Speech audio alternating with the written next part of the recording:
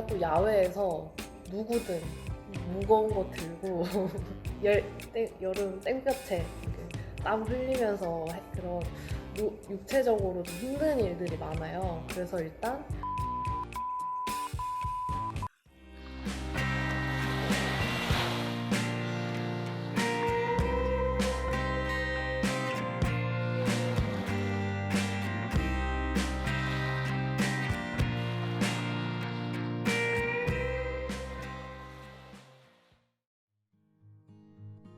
보고 싶은 독립영화나 예술영화를 내가 살고 있는 지역에서 쉽게 볼 수 없었던 때가 있었다. 1996년 강릉에서 영화를 사랑하는 사람들의 모임으로 비영리 민간단체인 강릉 시네마테크가 시작되었다. 당시 강릉 시네마테크는 국내에서 보기 어려운 해외 예술영화들을 비디오로 함께 보고 영화에 관해 토론하는 세미나를 열었다. 1999년에는 정동진 독립영화제를 개최했고 2012년 강릉 독립예술극장 신영을 개관하여 지금까지 운영하고 있다. 신영극장을 중심으로 한 10여 년간의 지속적인 활동, 지역 주민과 영화인들의 지지에도 불구하고 극장을 지원하는 2023년 지자체 보조금이 전액 삭감되면서 현재 심각한 재정 위기에 처했다. 지역 문화의 한 축인 신영극장이 사라지지 않도록 강릉 시네마테크는 신영극장을 부탁해 강릉 시네마테크 후원 캠페인을 시작했다. 구지프의 새로운 팀, 영화와 관련된 곳은 어디든 뱅뱅 돌아다니며 이야기를 들어보는 무비나 뱅뱅 팀은 그 소식을 듣고 바로 강릉으로 향했다.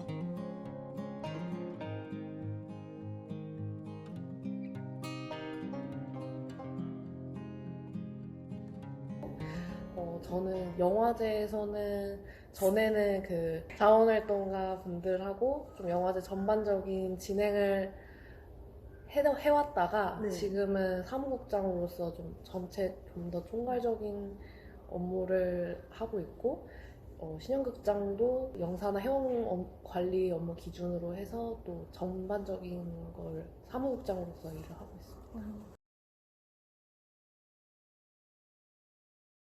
저는 2015년 5월에 극장에 사실 알바로서 들어와서고요.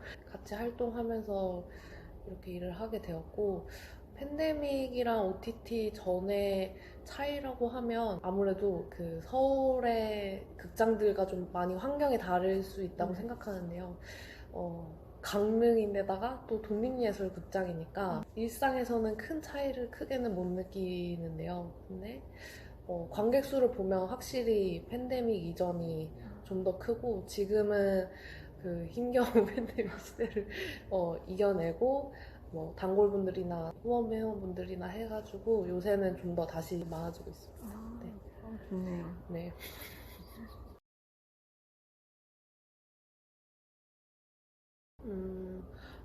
일단 저희가 캠페인 하면서 많이 말하는 부분은 어쨌든 신영극장 이름 자체가 강릉의 오래된 약속의 공간이고 쉽게 모두가 떠올릴 수 있는 이름이기도 하고요.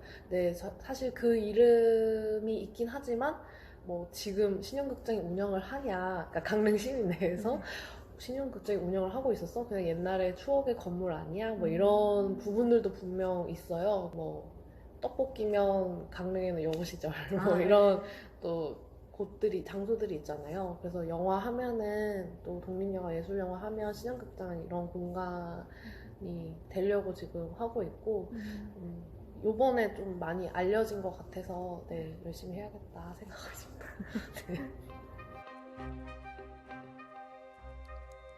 정동진 독립영화제는 1998년 창립된 한국독립영화협회와의 협업으로 시작된 지역 최초의 독립영화제다.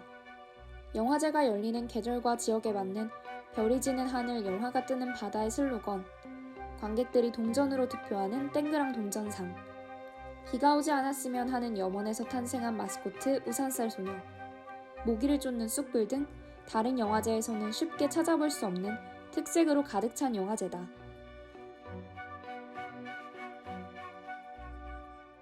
그냥 좀 더 소개해주고 싶은 부분들이라고 하면은 그 로얄석의 유혹이라고 팬데믹 때는 잠깐 하지 못했는데 아무래도 정동 초등학교에서 이렇게 보다 보니까 명당 자리가 몇 군데가 있어요. 그래서 저희가 사전에 사연 신청을 받아서 그 명당 자리를 미리 겟할 수 있게 하는 이벤트가 있거든요. 일단 그런 이벤트가 있고 독립 영화인들 뭐 감독 배우와 함께 할 수 있는 공간 이런 게 있겠고 올해 같은 경우는 저희가 좀 더 아무래도 영화가 있어야 영화제가 있는 거잖아요. 그래서 좀 더 지역 영화 제작이 좀 더 많이 흥할 수 있게 기존에 하던 제작 지원을 한 편 더 늘렸고 지역 영화 아카데미라고 해서 좀 지역 영화인들이 좀 더 깊이 있게 그 영화를 만들 수 있게 강의를 하는 게 있어요. 그런 쪽으로 많이 고민하고 있습니다. 네, 네. 너무 멋있는 것 같아요. 저는 일단은 무조건 영화제는 프로그램이 제일 중요하지 않을까 싶고, 작년부터 그 나는 보루의 김진유 감독님이 그 박광수 전 집장님에 이어서 그 집행위원장을 맡게 되셨어요. 그래서 작년에는 하필이면 영화제 기간 동안에 신임 집장님이 코로나에 걸리셔가지고 올해는 좀 더 새로운 그 집장님의 행보가 느껴지는 영화제이지 않을까. 그러니까 저희가 뭐 사실 많은 변화를 만들 수는 없는데요. 사실 계속 그 정동 초등학교라는 공간이 있고 또 그 모습을 많이 좋아해 주시는 분들이 많기 때문에 그 모습을 유지하되 조금씩 다른 이벤트랑 좀 더 보기 편하고 쾌적하게 하려는 거를 많이 고민을 하고 있습니다. 네.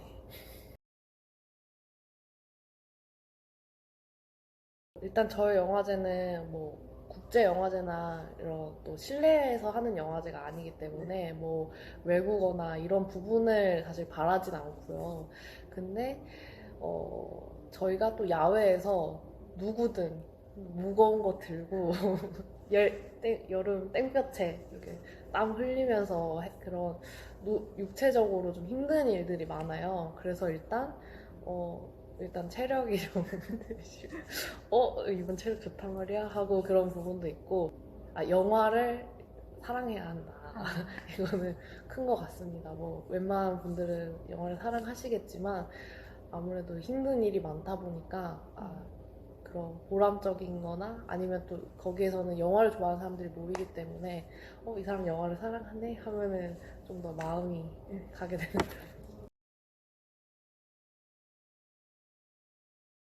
또 저희 영화제 보면 설문조사를 해보면 되게 2번 이상 왔다는 분들이 되게 많아요.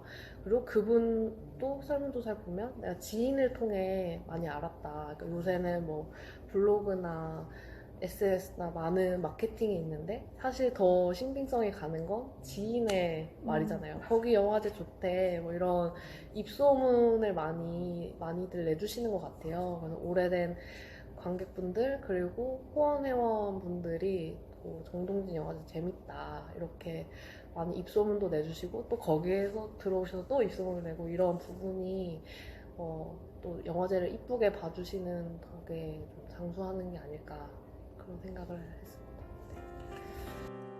강릉국제영화제와 평창국제평화영화제의 폐지 수순과 달리 강릉 독립예술극장 신영은 이번 신영극장을 부탁해 캠페인으로 벌써 목표 후원 금액을 거의 다 달성한 만큼 신영극장이 계속될 수 있을 거란 희망을 가지게 된다.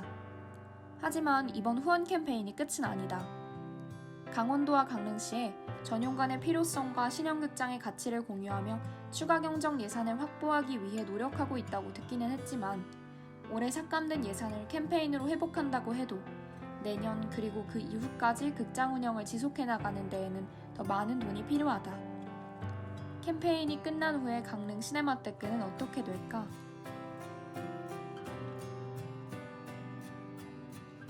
저희도 이번 일 겪으면서 좀 내부에 어떤 변화가 필요하다. 신형극장도 그런 고민이 많이 들었고, 일단 진짜 지금 강릉시하고는 사실 얘기가 좋게 흘러가고 있어요. 어떤 이번 캠페인의 어떤 참여나 또 많은 분들이 관심을 가져주셔서 또 그거를 관심들을 이 극장에 대해서 많이들 계속 해나가길 바라는구나, 이게 많이 전달이 된 것 같아요, 시에.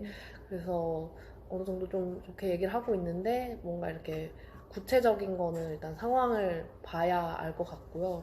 저희도 어쨌든 극장을 이번 캠페인 통해서 많이 극장 계속 해야 한다는 마음을 확인을 했기 때문에 좀 장기적으로 지금 어떤 변화를 생각은 하고 있고, 사실 확정된 것들이 아니라서 막 자세하게 말씀드리기는 어렵지만, 작년에 10주년을 맞았거든요. 계속 20주년, 30주년 맞이할 수 있게 노력을 할 예정입니다. 많은 분들의 참여랑 후원 참여랑 관심 덕분에 저희도 시에서 조금 이렇게 어깨 펴고 우리 이렇게 많은 지지가 있고 많은 응원하는 사람들이 많다. 그리고 계속 뭐 OTT나 여러 가지 좀 영화를 보는 변화가 많이 일어났지만 여전히 극장이 있어야 되는 이유에 대해서는 많이 이런 식으로 동의를 한다. 이렇게 좀 어깨를 필 수 있게 돼서 많이 감사하다는 말씀을 드리고요. 저희 뭐 꼭 후원뿐만 아니더라도 뭐 외지분들이면 강릉 오면 극장에서 한번 영화 볼까, 이런 스케줄을 한번 넣어보시면 어떨까 추천드리고, 강릉 시민분들도 뭐 일상에서 저희 좋은 영화들 되게 많거든요. 근데 간혹 보면 제가 봤을 때 너무 좋고 너무 좋은 영화인데 예전에는 관객이 아예 안 든 영화도 있었어요. 저는 그게 되게 많이 기억에 남더라고요. 그래서 좀 더 독립영화, 예술영화 이 단어가 조금 거리가 느껴지실 수 있지만 막상 보면 영화는 영화다. 네, 그렇게 느껴주시고 많이들 찾아와 주셨으면 좋겠고요. 이번에 많이 신영극장을 부탁해 이렇게 저희가 말씀드렸는데 이렇게 딱 받아주신 분들께 많이 감사드립니다.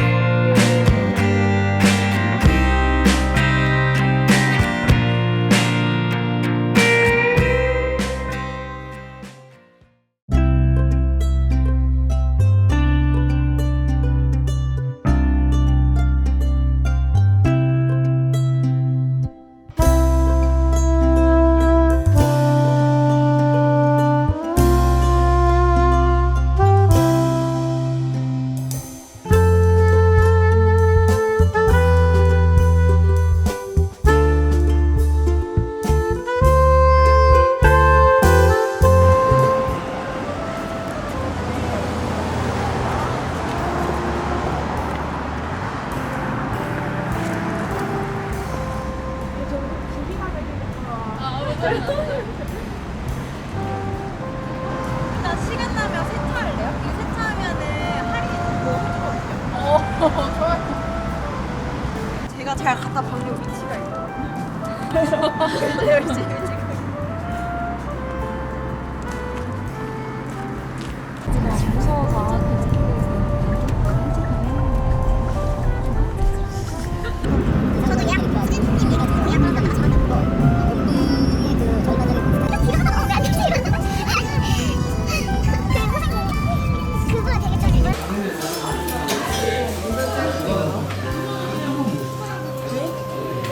주실 것 같은데.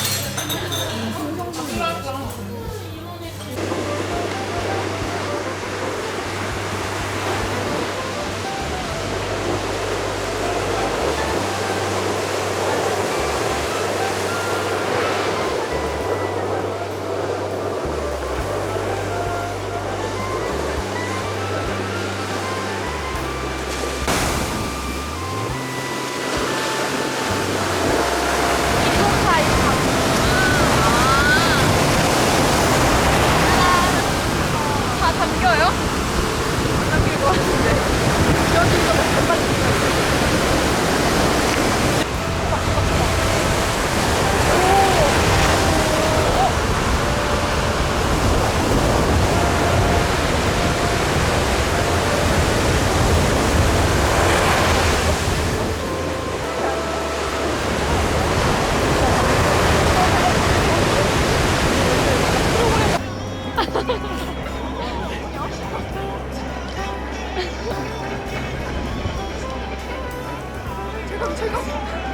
여기서 아 왜요? 아 나.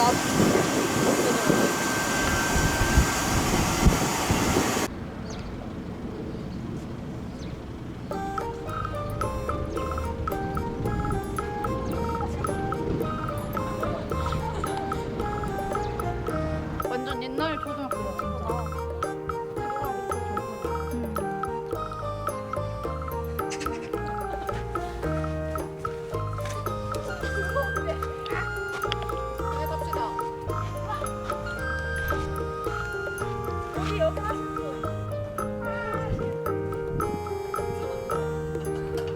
설마 하중 제한이 있으면 저는 좀 안 될 것 같아요. 아니 위에 봄이 너무 튼튼해. 아 그래요? 다행이다. 저 이상한 거 해도 돼요? 네.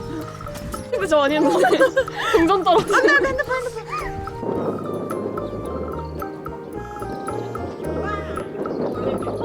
나 6학년이다.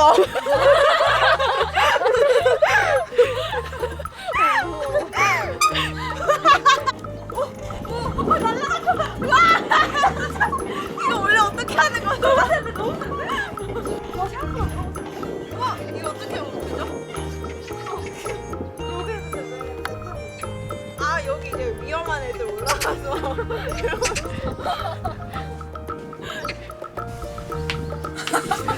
무릎에서 소리가 나. 무릎에서 뚝뚝 소리가.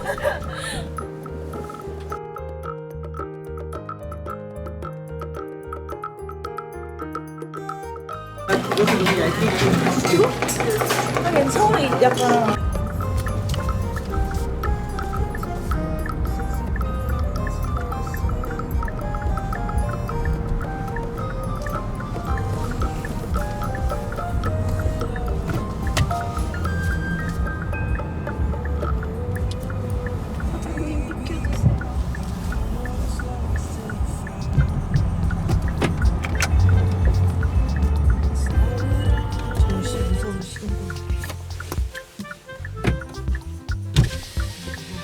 안녕하세요.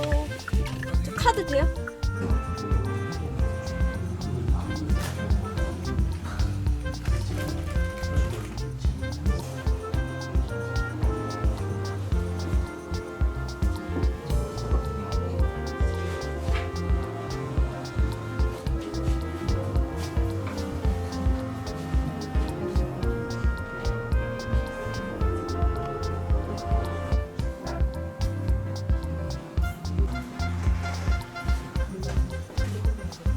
티모시 살라메 얘기 한 번. Hello TV.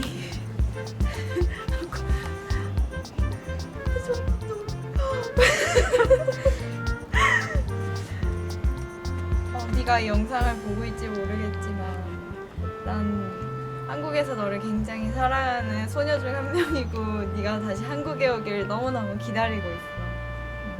그리고 올해 개봉하는 윌리 원카랑 준 파트 2 너무 기대하고 있단다. 꼭 내한해줘. 찍어봐. 이거 개맛있어. 근데 진짜 맛있어.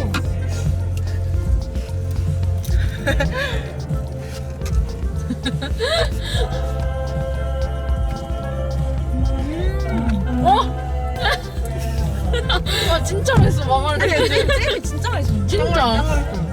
여기 차에 와이파이가 돼요. 진짜? 잼 확대.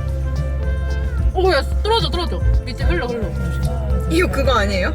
그 온앤오프 어떤 애가 된장찌개랑 김치찌개 맛있다고 보여주더라고요.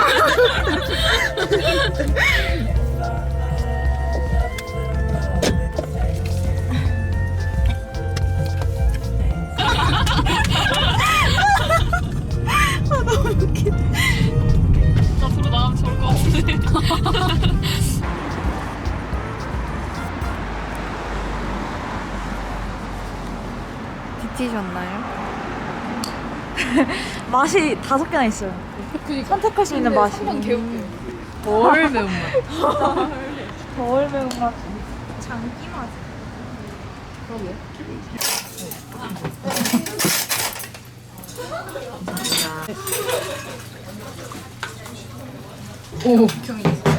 가득.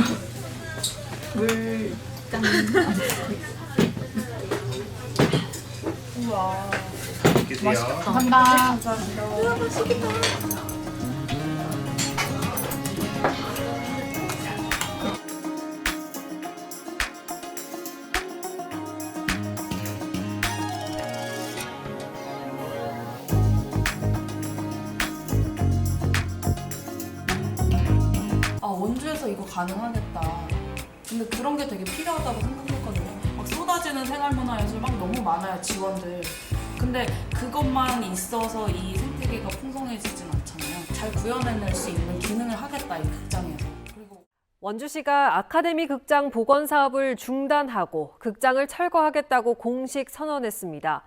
보존과 철거 의견이 팽팽히 맞선 가운데 시민들이 요구한 정책 토론도 없이 철거 결정이 내려지면서 민선 8기 원주시정이 지난 4월 11일 원광수 원주시장은 원도심 활성화를 위한 아카데미 극장 활용 방안으로 아카데미 극장을 철거하고 그 자리에 야외 공연장과 주차장을 조성한다고 했다.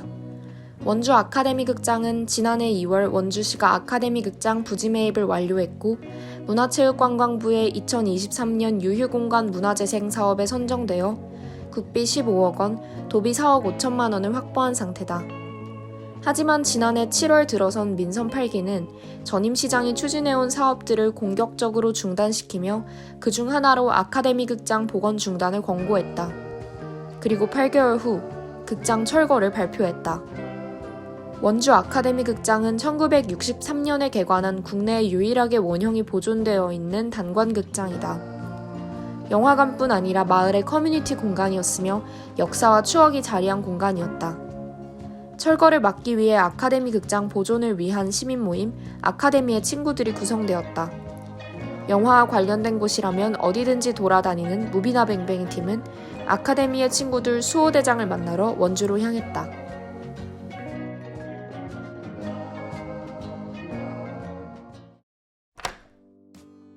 저는 신동하고요. 로컬 클리커라는 출판사 겸 책방이었던 지금 좀 쉬고 있어요.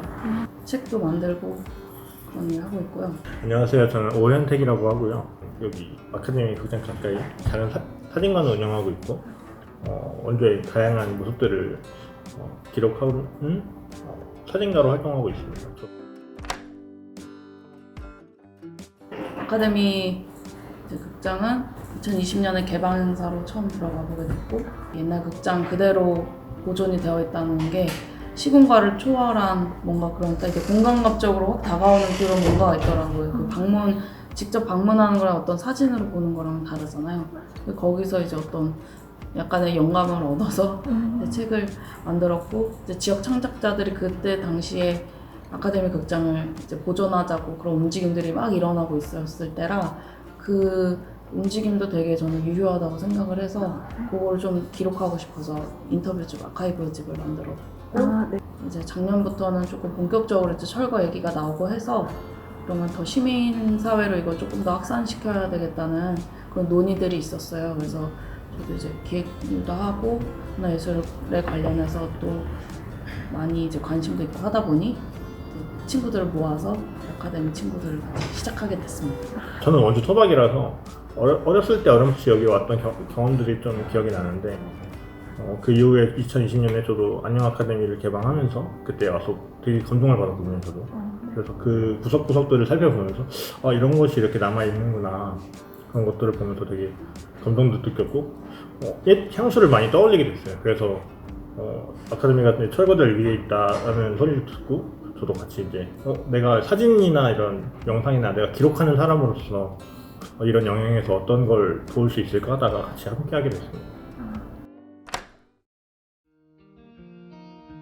아카데미 친구들의 시작은 일단 아까 말씀드렸던 것처럼 2020년에 공개가 되면서 조금 급물살을 탔어요. 이거 15년 정도 되는 기간 동안 닫혀 있었잖아요. 그때는 이제 사람들이 지나가면서 외관만 보면서 저건 뭘까 이렇게 관심 갖는 수준이었다면 2020년에 이제 되게 본격적으로 개방을 하고 또 멋지게 했어요. 아무튼 너무 잘 해냈어요. 그 행사를. 그래서 원주 안에서 이런 문화나 예술의 어떤 콘텐츠를 기획하고 이걸 시민과 향유할 수 있다는 가능성을 보여줬던 저는 그게 딱 시발점이라고 생각을 해요. 그래서 그걸 이후로 이제 본격적으로 보존도 급물살을 탔고, 그리고 그 이후에도 이제 차근차근 개방을 밟으면서 시민이 이제 기획해가지고 시민들이 하고 싶었던 일들도 그 안에서 작년까지 진행이 되었었던 거거든요. 근데 이제 그렇게 해서 이제 보존의 그 단계를 차근차근 밟다가 이제 작년 말에 시정이 바뀌고 시장님이 바뀌면서 이거는 보존 가치가 없다. 그리고 시에서 매입했던 것도 다 이제 다 뒤집어 버리는 그런 상황이 되었고요. 그래서 사실 처음엔 철거가 그냥 돈만 주는 건 줄 알고 그렇게 좀 안일하게 생각을 하다가 이제는 진짜 본격적으로 뭔가 시민 행동으로 이걸 저지해야겠다라는 그런 움직임들이 있었고, 그래서 뭔가 대표라고 하기도 애매하고 하니까 수호대장 하자, 우리 수호대를 해서 우리 독수리 오영재처럼 지키자, 극장 무너지기 전까지 우리가 지키자, 이런 느낌으로 수호대장을 꾸려서 그렇게 시작하게 됐습니다. 원주를 포함한 서울 외의 지역에는 독립예술영화를 상영하는 극장을 찾기 힘들다. 원주에도 고시네라는 독립예술극장이 있지만 여전히 부족하다. 지역에 멀티플렉스를 제외한 영화관이 있어야 하는 이유이자 지역 영화운동의 가장 큰 지향점은 지역에서도 보고 싶은 영화, 독립예술영화를 볼 수 있어야 한다는 것이다. 아카데미 극장에서도 안녕 아카데미 행사를 통해 영화관이라는 본래의 특성을 가져와 영화 상영을 했었다. 아카데미 극장이 보존된다면 원주의 지역 극장으로서도 큰 역할을 할 것이다.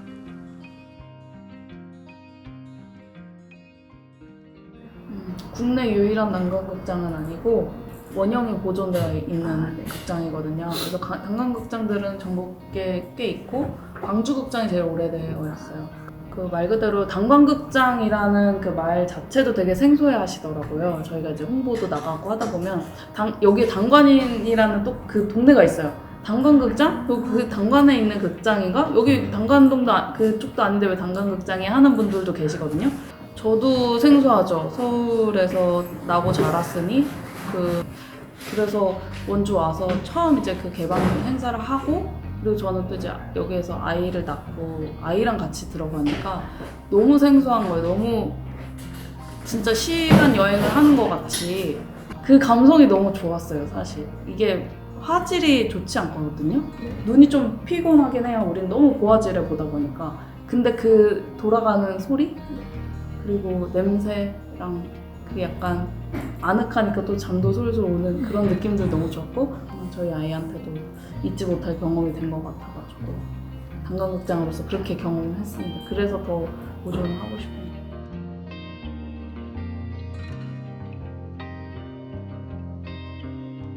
아카데미 극장이 또 단순히 영화 상영관만으로서의 어떤 그런 가치나 어떤 기능을 하는 것을 넘어서 이제 2020년도에 그걸 너무 잘했다고 표현하는 거는 아폴로 프로젝트라고 해가지고 이 극장 전면에 미디어 파사드를 했어요. 근데 그게 저는 원주에 살면서 처음 보는 그런 뭐라 해야 되지? 그런 일이었던 기획이었던 거예요. 근데 그거를 원주에서는 만나볼 일이 없으니 항상 서울을 가고 어떤 물레동 밑에 전시하는데 공연장 그런 데 찾아다니고 했었는데 원주에서 이거 가능하겠다. 근데 그런 게 되게 필요하다고 생각했거든요. 막 쏟아지는 생활문화예술 막 너무 많아요, 지원들. 근데 그것만 있어서 이 생태계가 풍성해지진 않잖아요. 그러니까 너무 다양한 그런 어떤 접점들을 잘 구현해낼 수 있는 기능을 하겠다, 이 극장에서. 코로나가 좀 시작이 되면서 직접 들어가지 못하고 이제 온라인으로 상영을 했었는데 연극도 막 했었어요. 그 관객석을 막 걸어다니면서 연극을 했었거든요. 온라인으로 보면서 막 울었던 기억이 나요. 이거 잘 보존해서 진짜 눈으로 가서 보고 싶다. 같이 호흡하고 싶다. 막 이런 열망들이 막 있었는데 갑자기 이제 문이 닫힌다고 하니까 더 아쉬웠던 점도 있는 것 같아요. 그 광장이라는 게 우리 지금 사회에서 되게 중요하게 얘기를 하고 있잖아요. 광장이 가진 상징적인 역할도 있고, 그러니까 원주도 그 근대사를 보면 민주화의 그 역사들이 있거든요. 그 원도심에. 그래서 극장도 저는 그런 역할을 할 수 있다고 생각을 해요. 이 극장이 또 너무 좋았던 이유 중에 그 가치, 제가 집중했던 그 가치 중에 하나는 남녀노소가 다 모여서 즐겁게 웃고 놀 수 있다는 그 장소여서 그 상징성도 되게 의미가 있다고 생각을 해요. 그래서 여기 개방을 행사를 했을 때 가족 단위로 그 로비에 모여서 그림책 뭐 이런 수업도 했었고요. 영화 간판 그리기를 하는데 이제 여기서 진짜 간판 그리셨던 분을 모시고 이제 하다 보니까 아 옛날에 진짜 이렇게 했었구나 그런 것들도 또 느끼게 됐고, 실제로 지금 아카데미 보존 활동을 하면서도 느끼는 것들이 아 정말 이 소통이 부족하다, 세대 간에 이걸 기억하고 계신 어르신들의 얘기를 들어보면 아 우리가 너무 그냥 그분들을 알려고 하지도 않고 그분들은 그럴 거야 라고 치부해버렸구나 이런 생각을 되게 많이 하고 많이 배우거든요. 그런 뭔가 이렇게 소통의 장으로서의 역할을 할 수 있지 않을까 그런 생각을 해봤습니다. 네, 고맙습니다.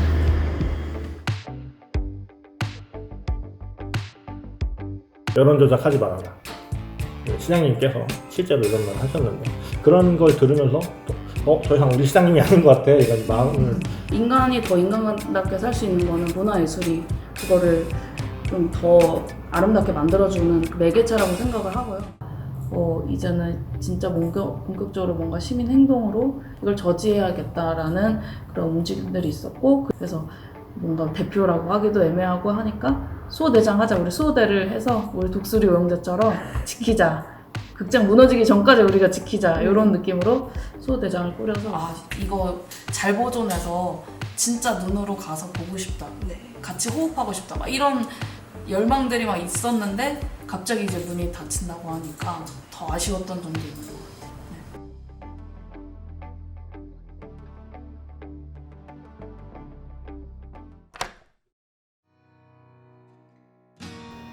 실제로 여기서 저도 자영업을 하는 사진관 하는 사람으로서 주변 상인분들한테 서명을 이렇게 받으러 다니면서 찬반이 분명히 갈라지는 건 당연한 거지만 뭔가 너무 이걸 정치적으로 보시려는 분들이 꽤 계셔가지고 그런 식으로 말씀하시는 부분들이 좀 속상했고, 가장 원주 시민으로서 가장 속상했던 부분은 원주 시장님이 저희를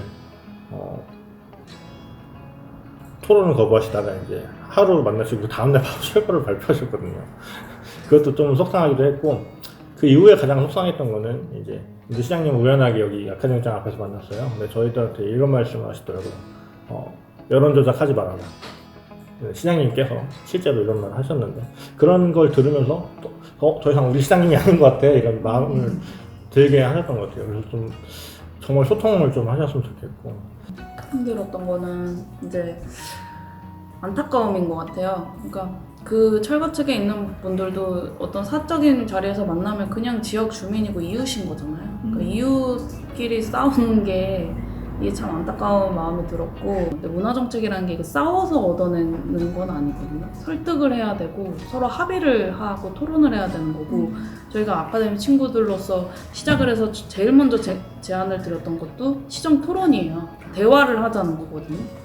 근데 그 대화를 어떤 조례라는 합의에 의해서 모두의 공통의 합의를 위해서 만들어진 그 최소한의 시스템조차 무시를 하면서 지금 이렇게 강행이 되는 거잖아요, 철거 쪽으로. 그렇게 돼서 이웃으로 그냥 지낼 수 있는 평범한 사람들이 피해를 입는다는 게 그게 제일 안타까웠고 좀 슬펐습니다.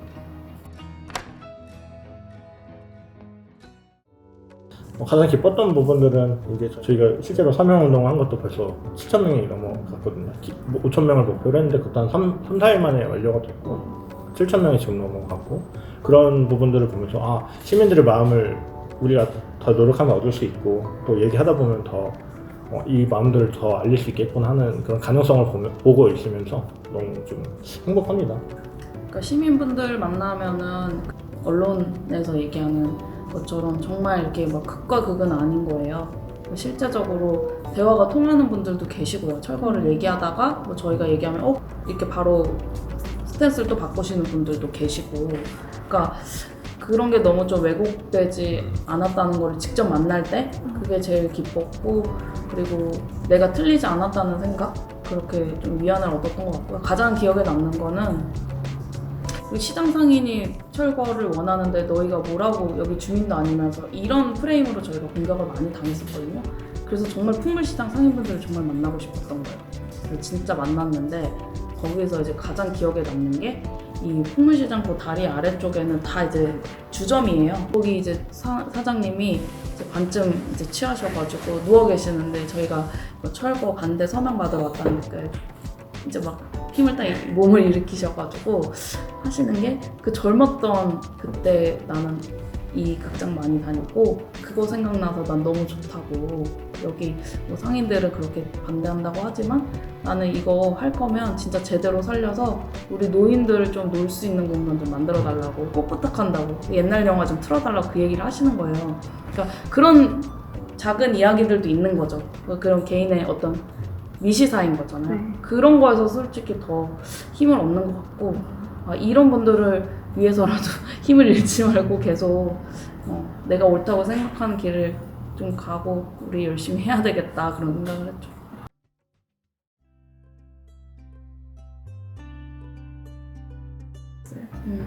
이제 연대체를 구성을 했어요. 이제 수호대장들이 아무래도 저희 연령대다 보니 젊은 애들 몇 명이서 뭐 이렇게 우기는 거다, 약간 이런 식으로 하셔서 지역 원로나 이제 교수님들, 어르신들, 뭐 사회적 경제 그쪽에 계신 분들 이제 좀 부탁을 드려서 같이 이제 공동 대표를 꾸리고 연대를 조직했고요. 그래서 이제 연대들을 중심으로 이제 시의회 의장님도 며칠 전에 만나 뵙고 읍소도 했고, 그리고 이제 그냥 단순히 극장 살리자 말자 이게 아니라 진짜 문화자산으로 보고 또 다른 스텝이 있다면 다른 좀 구성도 해보고, 뭐 근대 문화재로서의 가능성이라든지 여러 가지를 검토해보고 우리 진짜 발전적으로 뭐 이런 결정을 하자, 뭐 그런 논의도 나름 그쪽 트랙으로는 하고 있고요. 그리고 지금 이번 주 금요일엔 이제 시민 행진을 할 거예요. 문화가 가진 힘이 무엇인가, 그걸 좀 직접 시민들한테 와닿을 수 있게 그걸 하려면 뭘 할 수 있을까? 그러면 시민들한테 직접 나가자 우리가. 그래서 피켓도 들고 풍선도 들고 재밌게 막 아티스트랑 같이 협업도 하고 뭐 라이브 드로잉도 하면서 시청에서 이제 시작을 해서 그 시청 앞에 이제 대로를 좀 걸으면서 행진도 할 예정이고요. 그렇게 해서 이제 철거안이 있고 다음 주에 이제 철거 예산안이 이제 논의되는 본회의가 시작되는데, 그 전까지 그런 식으로 좀 최대한 저지할 수 있게, 그리고 또 평화적인 방법으로, 가장 문화적인 방법으로 이렇게 하려고 진행하고 있습니다. 저희가 이제 전단지를 행사 전에 아카데미 극장을 알리려고 이제 게릴라로 모여가지고 시민분들하고 저희 수호대장님들, 시간 되시는 분들 모여가지고 이제 계속 전단지를 뿌리고 있어요. 5월에 행사가 되게 많잖아요. 그 행사장에서 실제로 만나 뵙는 분들이 되게 응원도 많이 해주시고, 또 그런 것들을 응원 속에서 저희가 에너지를 얻고 있고, 앞으로 뭐 철거는 일단은 가결이 됐지만 앞으로 저희들은 이런 식으로 저희만의 방식으로 우리들만의 이야기를 좀 만들어 가려고 하고 있습니다.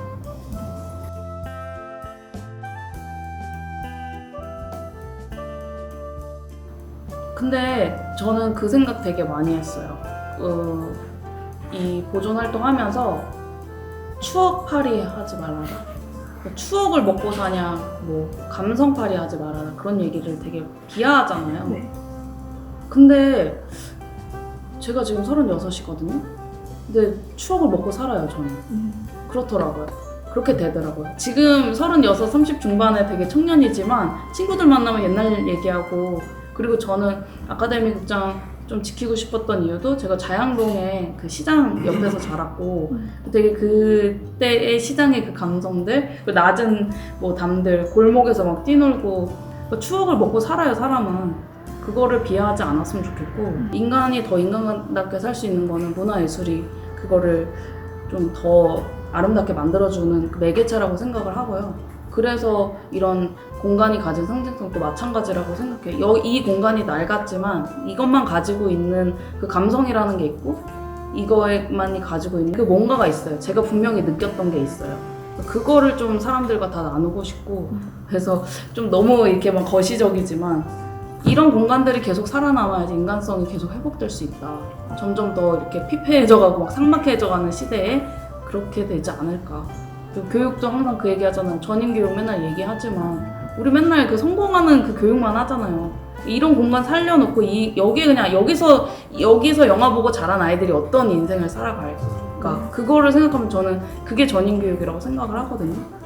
그런 가치를 좀 지켜냈으면 좋겠다. 뭐 저는 이제 기록하는 사람의 입장에서 저는 항상 거리를 다닐 때 거리에 있는 모든 것들을 사랑하자 이런 식의 마인드를 가지고 좀 걸어다니고 활동을 하고 있거든요.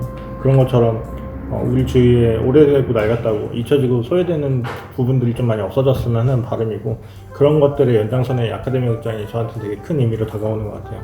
그래서 우리 가까이 뭔가 잊혀지고 좀 낡았다고 좀 소외받는 것, 그런 것들이 좀 존중받는 사회가 됐으면 좋겠고, 또 원주 시민들이 그런 마음이 있다는 걸 저는 이번 활동들을 하면서 많이 느끼고 있습니다. 그래서 아카데미 극장이 꼭 지켜졌으면 좋겠습니다.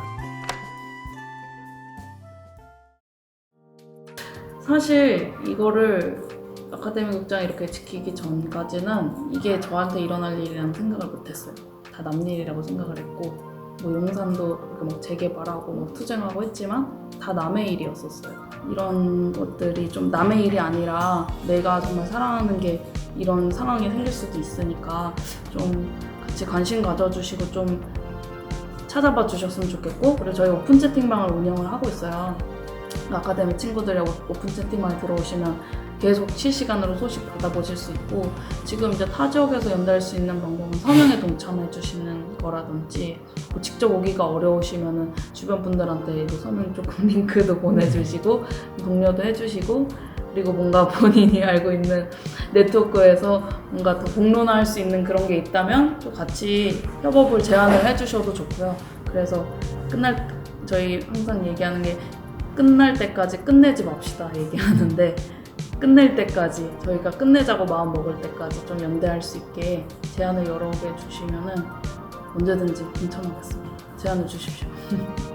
현장에서만 할 수 있는 것들도 있지만, 말씀하신 것처럼 SNS라든지 이제 모바일에서 뭐 이런 것들을 활용해서 도움 주실 수 있는 부분들이 꽤 많거든요. 그래서 저희 인스타그램이라든지 아니면 저희 톡방에 들어오셔서 응원의 메시지라도 하나 남겨주셔도 좋고, 또 이런 아카데미 극장을 활용 방안이라든지 다양한 이야기들을 나눠주시면 좋겠고, 뭐 마무리하자면 중요한 건 꺾여도 하는 마음이라고 하잖아요. 꺾여도 그냥 하는 마음으로 다들 응원해 주셨으면 좋겠습니다.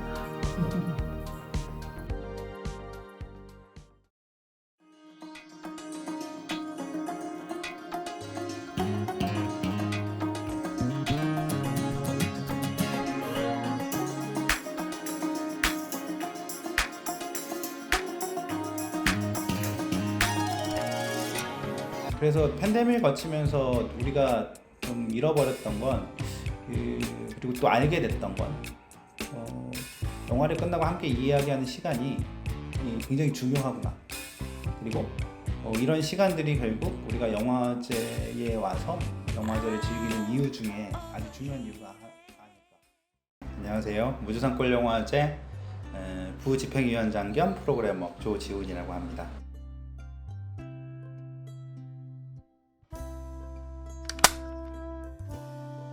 우주산골영화제의 가장 큰 특징은 이제 다른 영화제와 다르게 자연 속에서 열린다는 거, 그리고 행사 공간이 이제 일반 극장이 아니라 우주에 있는 다양한 공간이라는 거, 이런 것들이 좀 다 차이가 있잖아요.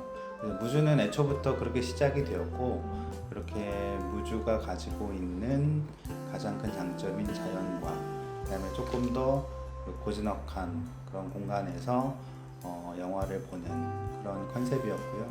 그 컨셉이 가장 크게 무주산골영화제가 다른 영화제와 가지는 차이점인 것 같고요. 팬데믹 기간에와 지금의 차이는 뭐 사실은 그 팬데믹 때 마스크를 쓰고 뭐 영화를 보고 이런 것이 다르지, 그리고 사람을 좀 제한을 둬야 되고 거리를 둬야 되고 이런 것이 다르지, 뭐 크게 달라진 거는 없지 않나라는 생각이 들어요. 결국 영화제의 본질은 관객들이 와서 함께 영화를 보고 그 영화에 대해서 이야기하고, 또 그 영화인들과 뭐 끝나고 친구들과 뭐 같이 이야기를 하는 거니까 그런 본질들은 변함이 없다고 생각합니다. 무주산골 영화제는 원래 무료 영화제였어요. 그래서 그 전에 왔던 분들은 그 영화관 앞에 줄을 섰어요. 그래서 자기가 보고 싶은 영화관의 앞에 가서 30분 전부터 줄을 서면 이제 줄을 서서 선착순으로 입장을 하고, 조금 사람이 자리가 꽉 차면 계단에 앉아서 영화를 보기도 하고, 그리고 좀 불편하지만 바닥에 앉아서 영화를 보시는 분도 있었어요. 그런데 이제 코로나 직전에 관객들이 너무 많아지면서 관객들의 이제 컴플레인이 나오기 시작했죠. 예전에는 기다리면 영화를 볼 수 있었는데, 이제 기다려도 1시간씩 기다려도 영화를 못 보는 상황들이 발생을 한 거죠. 그래서 여러 가지 고민이 많았는데 그 타이밍에 이제 코로나가 터졌던 거죠. 그러면서 사람들이 거리 두는 것 자체가 중요해졌고, 사람들이 많이 밀집하는 거를 싫어하게 되었고, 그래서 무주산골 영화제가 택한 방식은 유료화였어요.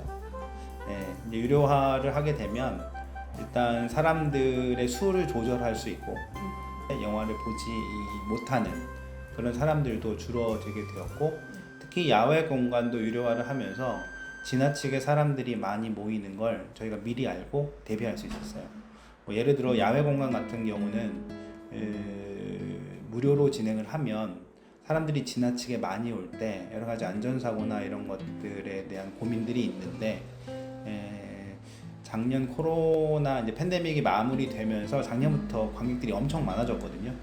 무주산골 영화제뿐만 아니라 모든 축제나 모든 영화제들에 사람이 많았는데, 이제 더더군다나 작년 말에 이제 작년에 이태원 사태가 터지고 이러면서 사람들이 안전에 대한 의식이 높아졌기 때문에 저희가 유료화를 하고 나서 가장 좀 다행이라고 생각하는 거는 너무 많은 관객들이 오는 걸 미리 좀 알 수 있고, 사전에 좀 통제할 수 있고, 그래서 이제 올해 무주산골 영화제 등나무 1일 입장권이 이렇게 매진 공지를 했던 거는 이렇게 너무 많은 사람들이 오는 것을 막기 위한, 그래서 안전하게 사람들이 영화제를 즐기도록 하기 위한 그런 방법이었던 것 같아요.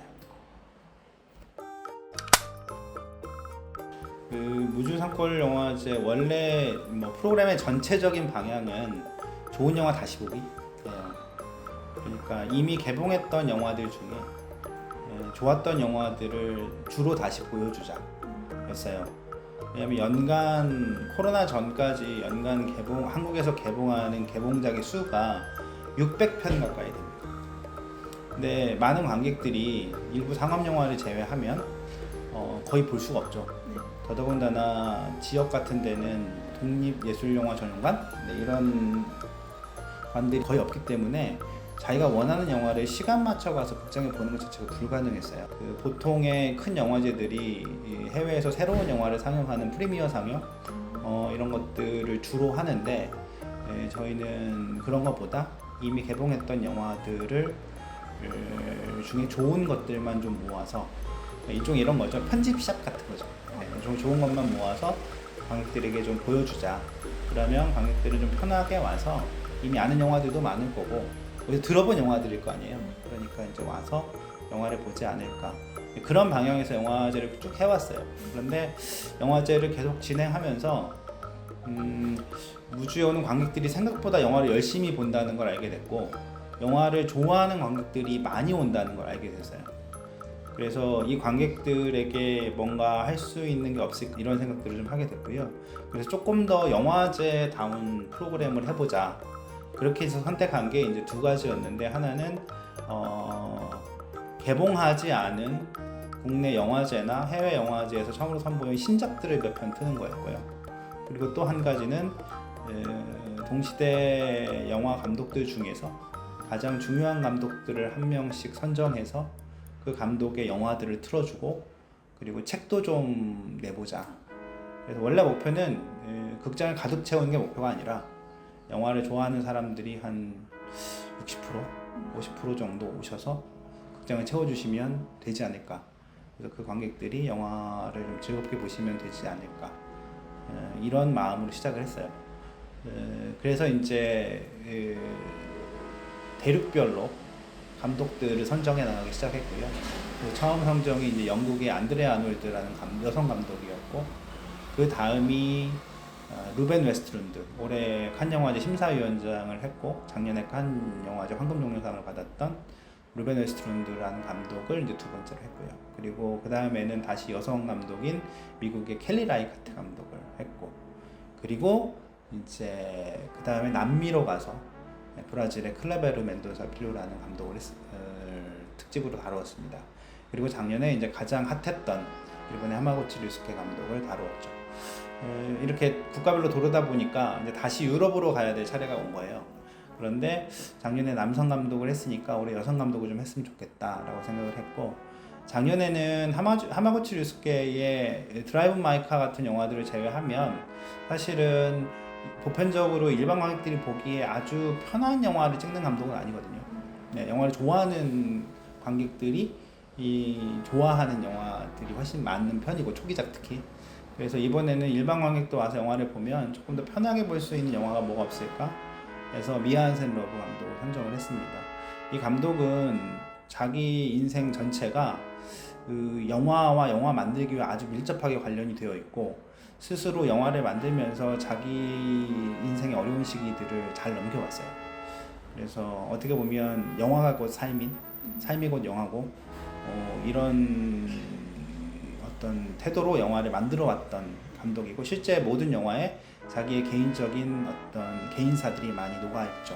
그것들을 기반으로 해서 이야기를 쓰고 그걸로 영화를 찍어왔으니까요.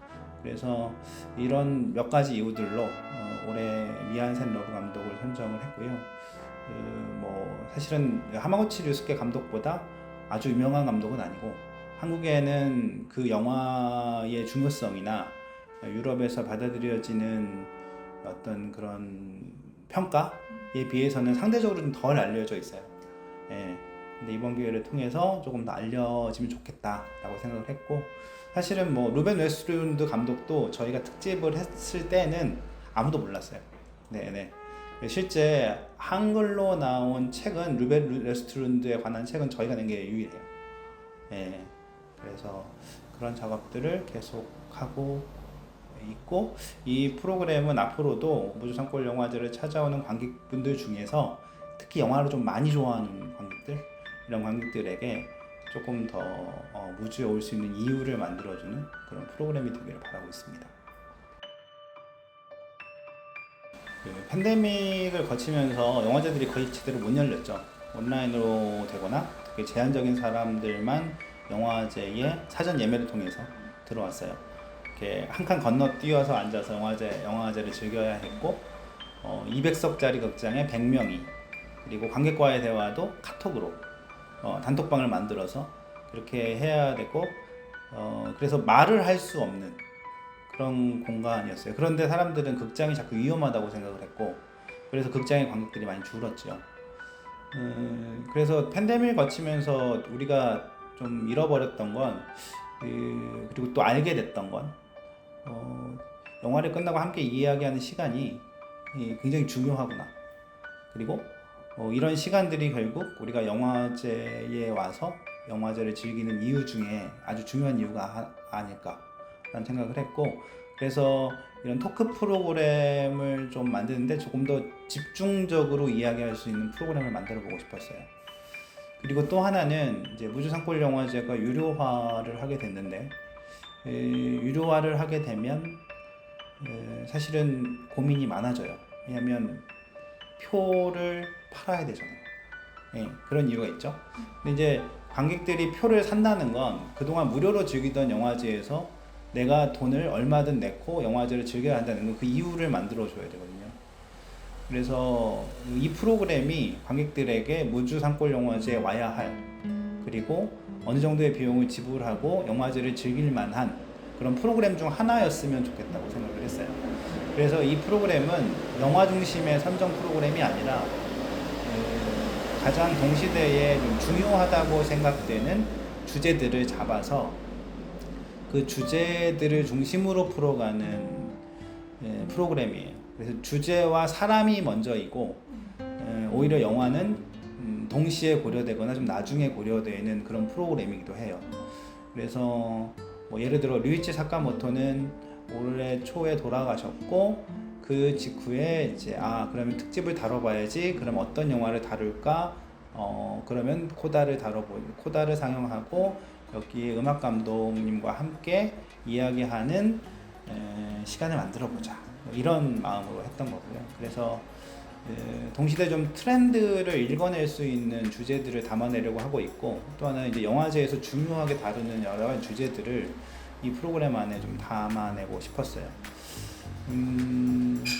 그래서 이 프로그램은 제가 생각했던 것보다 관객들이 좀 좋아해 주셨고요. 그래서 고민도 함께 많아졌죠. 사실은 이런 프로그램을 쉽게 하는 방법들이 있어요. 서울에서 활동하는 유명한 영화평론가나 유명한 영화인들을 부르면 되거든요. 근데 올해 프로그램을 하면서는 조금 고민이 많았고, 새로운 인물들을 많이 영화제 안으로 좀 이 프로그램을 통해서 끌어들이고 싶었어요. 그래서 기존에 다른 영화제나 서울에서 하는 다른 행사에서 잘 볼 수 없었던 분들이 많이 포진되어 있다는 걸 확인하실 수 있을 거예요. 그래서 전체적으로 토크에 참여하는 분들을 조금 더 젊게, 그리고 조금 더 신선하게 좀 그렇게 가져가는 걸 목표로 했고요. 물론 내년에는 조금 더 조화롭게 해볼 작정이지만 앞으로도 조금 더 새롭고 젊은 프로그램으로 만들어 나가는 목표입니다.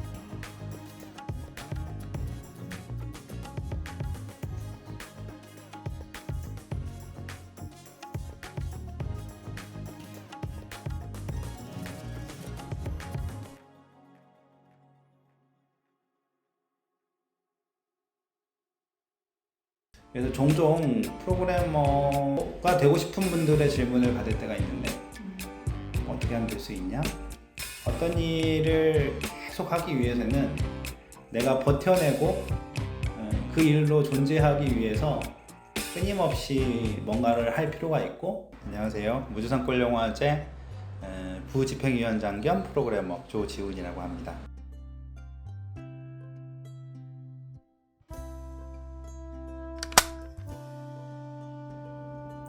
영화제 프로그래머는 영화를 보는 사람이죠. 일단 영화를 보고 본인의 영화제에 어떤 영화를 틀지 결정하고 그 영화들을 모아서 어떤 의미를 만들어내는 사람이라고 생각해요. 영화 한 편을 만들기 위해서 감독이 혹은 뭐 같이 일하는 제작자들이, 창작자들이 영화 한 편을 만들기 위해서 기획을 하고, 그리고 실제 프리프로덕션 과정을 거쳐서 찍고 후반 작업을 하고 관객과 만나는 게 일종의 프로세스잖아요. 영화제는 이런 감독들이 각각 만든 영화들, 이 영화들을 하나하나씩 모아서 그것들을 미리 보고, 그리고 이것들을 모아서 어떤 의미를 만들어내고 그것들을 가지고 관객과 소통하는 그런 일을 하는 거죠.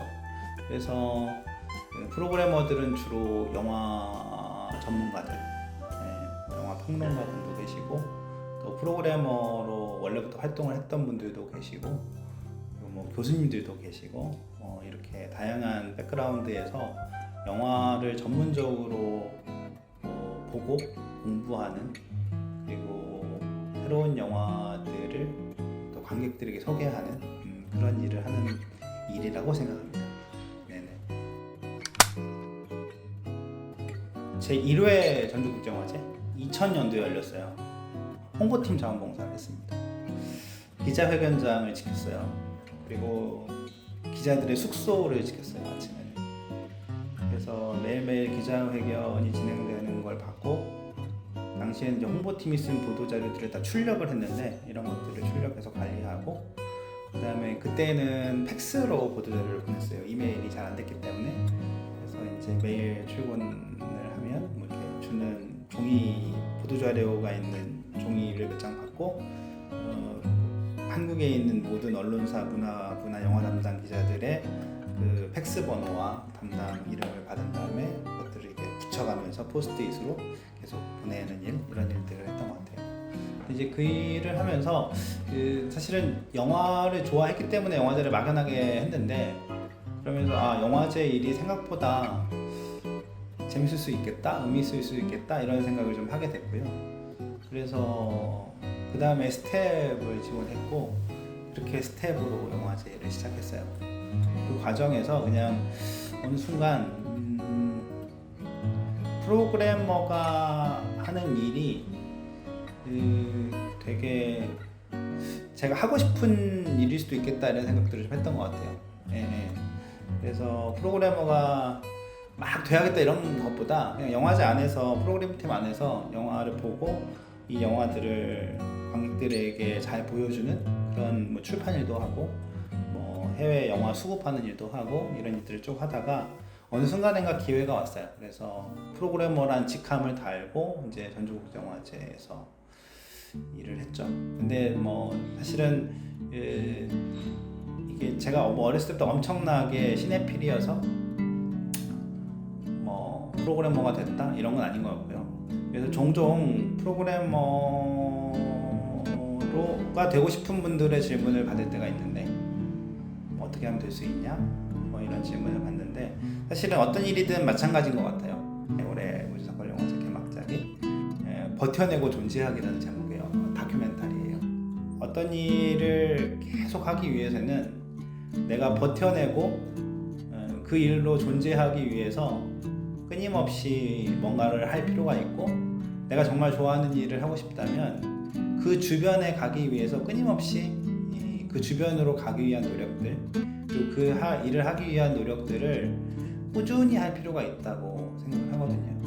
사실 그 꾸준함이 내가 아주 특별한 능력을 가지고 있지 않다면 그런 꾸준함이 쌓이면 어느 순간인가 내가 그와 비슷한 일 혹은 그와 관련된 일을 하게 되고 그러면서 점점 내가 실제로 하고자 하는 일이 어떤 일이고 그리고 그 일로 내가 실제로 오랫동안 이 일을 하면서 살 수 있을 것인가 라는 고민들을 하게 되겠죠. 네, 그래서 모르겠어요. 그러니까는 뭐 어떻게 해서 프로그래머가 됐냐 그냥 영화와 영화제가 좋아서 되도록이면은 그 옆에서 오랫동안 일을 하고 싶었고 그러다 보니까 어느 순간인가 나에게 어떤 기회들이 왔고 그 기회들이 왔을 때 좀 무서웠지만 그 기회들을 선택했던 것 같아요. 그래서 이렇게 일을 하고 있어요. 물론 프로그래머라는 직업이 뭐 그렇게 대단하거나 사실은 그런 일은 아니에요. 왜냐면 그 다른 사람이 보기에 약간 이상한 일이에요. 하루 종일 모니터 앞에 있어야 돼요. 영화를 끊임없이 봐야 되고 정보를 끊임없이 찾아야 되고 끊임없이 뭔가를 써야 되고 그리고 그와 관련돼서 뭔가 일을 하려면 요즘은 컴퓨터 앞에서 계속 있어야 되거든요. 그러니까 이게 주로 사람하고 소통하는 일보다 컴퓨터 앞에서 있는 일이 되게 많아요. 그렇기 때문에 얼핏 보기에 조금 프로그래머라는 직업이 되게 뭔가 그럴듯해 보일 수 있지만 사실은 그런 것들이 본인하고 맞지 않으면 사실은 프로그래머 일을 하기가 쉽진 않죠. 제가 처음 영화제 일을 했던 2001년도에 그때는 지금처럼 멀티플렉스라는 게 없었어요. 그래서 그때 이제 전주국제영화제에서 일을 했는데 고사동 영화의 거리에 가면 멀티플렉스가 아니라 다 단관극장들이 이렇게 있었어요. 영화의 거리에 큰 데는 2개관짜리도 있었는데 주로 1개관 이렇게 딱 있는. 그런데 그때는 그 매점에 아저씨가 거기서 주무시면서 극장을 관리했어요. 그래서 아침에 극장 문을 열고 그리고 나중에 정리를 하고 닫고 그리고 그 매점에서 아저씨가 주무시고. 근데 이제 영화제를 하면 아침부터 저녁까지 영화를 틀잖아요. 근데 한참 영화제를 하고 있는데 자원봉사자분께서 전화를 해가지고 행사가 안 끝났는데 자꾸 매점 아저씨가 화를 낸다. 왜냐면 이제 마지막 상영이었는데 이야기가 너무 길어진 거예요. 관객과의 대화가. 그래서 거의 12시가 가까운 시간이 되어가고 있었고 이 매점 아저씨는 내가 자야 되는데 니들 왜 극장에서 이렇게 늦게까지 안 나가고 뭐하고 있냐. 그래서 극장 불을 끄겠다. 이렇게 하는데 이제 자원봉사자분들은 가서 이제 이분들을 말리고 이 매점 아저씨를 말리고 있고 제가 그때 이제 그 현장에 갔거든요. 연락을 받고 가서 이걸 어떻게 정리하지? 하고 갔어요. 그래서 이렇게 약간 로비에 그 우왕좌왕하고 아저씨가 고함을 지르고 하는 그 로비를 지나서 극장 문을 열었는데 이제 프랑스 감독이 관객과의 대화를 하고 있었는데 통역하고 모더레이터하고 이제 감독 세 분이 약간 비스듬히 그냥 뭐 앉아 있는 것도 아니고 약간 단이 있어서 기대서 살짝 앞에서 기대가지고 되게 편안한 느낌으로 서 있고, 그리고 관객들은 그렇게 많지는 않았는데 관객들이 되게 집중을 하면서 영화에 대해 이야기를 나누고 있었어요. 근데 약간 그 공간이 주는 에너지가 건드리면 안 되는 그런 느낌? 이 느낌 자체가 너무 좋았고, 그리고 그런 어떤 그런 분위기가 있었어요. 그래서 이건 건드리면 안 되겠다. 그래서 나와서 이제 아저씨를 조금 설득해서 끝날 때까지 아저씨의 이야기를 들어드리고 잠깐 시간을 좀 끌었던 그런 기억이 있는데, 이 아시 영화제라는 것이 가장 중요한 게 있다면 사실은 이거 같아요. 그는 영화를 만든 사람, 그리고 관객, 그리고 그들이 서로 만나서 이야기를 나누고 그들이 어떤 이야기를 나누면서 만들어내는 에너지가 너무너무 좋을 때 관객들은 이 영화제를 아주 좋게 기억하고 감독도 마찬가지로 너무 좋게 기억을 해요. 그거는 관객이 꽉 차고 관객이 적고의 문제는 아니고 그냥 그 순간에 만들어지는 어떤 느낌들, 서로 집중하면서 만들어내는 그런 느낌들, 그리고 서로 온화하게 영화에 대해서 깊이 이야기를 나누는 어떤 그런 분위기들, 이런 것들이 매우 영화제에서 중요하다. 그래서 우주상권 영화제는 영화를 보는 것도 중요하지만 영화를 끝나고 관객과 영화인이 만나는 자리를 잘 만드는 것도 중요하고, 영화제에 대한 인상은 사실은 이 시간에 달려있다라는 생각을 가지고 있어요. 저에게 영화제라고 하면 좋은 영화를 보여주는 것, 그리고 좋은 프로그램을 만드는 것도 중요하지만 그 프로그램을 어떻게 관객들이 즐기고, 그리고 그 프로그램을 통해서 관객들과 영화인들이 어떤 이야기를 나누느냐, 이 시간들을 잘 만드는 것도 중요하다고 생각을 해요. 그리고 사실은 영화제 프로그래머는 국내에 영화제마다 영화제 프로그램은 기본적으로 있죠. 국제영화제가 한국에 6개 정도 있으니까 그 안에 프로그래머님들이 다 계실 거예요. 부산 같은 데는 8명? 이렇게 좀 많죠. 지역별로 하시니까. 근데 이제 큰 영화제 몇 개를 제외하고 프로그래머라는 직업은 직업으로서는 사실은 유지하기가 되게 어려운 일이에요. 왜 사람이 먹고 살려면 돈을 벌어야 되잖아요. 근데 밥그릇을 만들어가는 일인데 그 밥그릇이 이 프로그래머라는 직업은 깨지기도 쉽고 채우기도 쉽지 않아요. 왜냐면 그렇게 이게 큰 기업이나 이런 데였으면 여러 가지 조건들이 좋을 텐데 그러지 않거든요. 그래서 혹시 이 일을 하고 싶은 분들이 있다면 내가 어떻게 실제로 생활을 할 것인가에 대한 고민과 함께 내가 어떻게 좋아하는 일을 할 것인가 같이 고민할 때 이 일을 아마 선택하고 계속 할 수 있을 거예요. 한국에 많은 영화제들이 있고 그 안에 영화제가 좋아서 일하시는 많은 분들이 있는데 실제로 이분들은 3년에서 5년 이상을 별로 못 버티시더라고요. 제 주변 저와 같이 일을 했던 옛날 동료들도 다 그렇게 했어요. 왜냐면 조직 자체가 무슨 기업이 아니기 때문에 실질적으로 내가 좋아한다고 해서 그 조직에 오랫동안 있기가 되게 쉽지가 않아요. 그러려면 방법은 내가 버텨내고 존재할 수 있는 방법들을 스스로 찾는 법. 좋아하는 일을 하고자 하는 사람들에게 사실은 이 고민은 항상 꼭 풀어야 될 문제 같아요. 그래야지 내가 좋아하는 일을 할 수 있고 또 그러면서 존재할 수 있으니까. 그래서 프로그래머로서의 일의 장단점, 어려움 이런 것보다 영화를 좋아하고 한다면 요즘 같은 시대에는 내가 좋아하는 영화들을 모아서 영화제를 만들어 보기도 상대적으로 예전보다 쉽고 그렇기 때문에 얼마든지 할 수 있다고 생각해요. 그게 규모가 크냐 작냐 그걸로 돈을 버냐 못 버냐 뭐 이런 차이가 있겠죠. 하지만 중요한 건 이 일이 좋다면 어떻게 존재할 것인가 버텨낼 것인가에 대한 고민들이 지속되어야 되지 않을까 그런 생각들이 듭니다. 우주상권영화제 10일에 왔고요. 이제 앞으로 어떻게 계속 할 것인가 역시 이제 우주상권영화제도 같은 고민입니다. 어떻게 버텨내고 존재할 것인가. 큰 영화제들도 이 질문에는 자유롭진 않아요. 세상의 모든 일이 그렇습니다. 그래서 앞으로 저희도 노력을 해서 잘 버텨내고 존재할 테니 여러분들도 잘 버텨내고 존재하기 위해서 서로 열심히 살아보면 좋을 것 같습니다.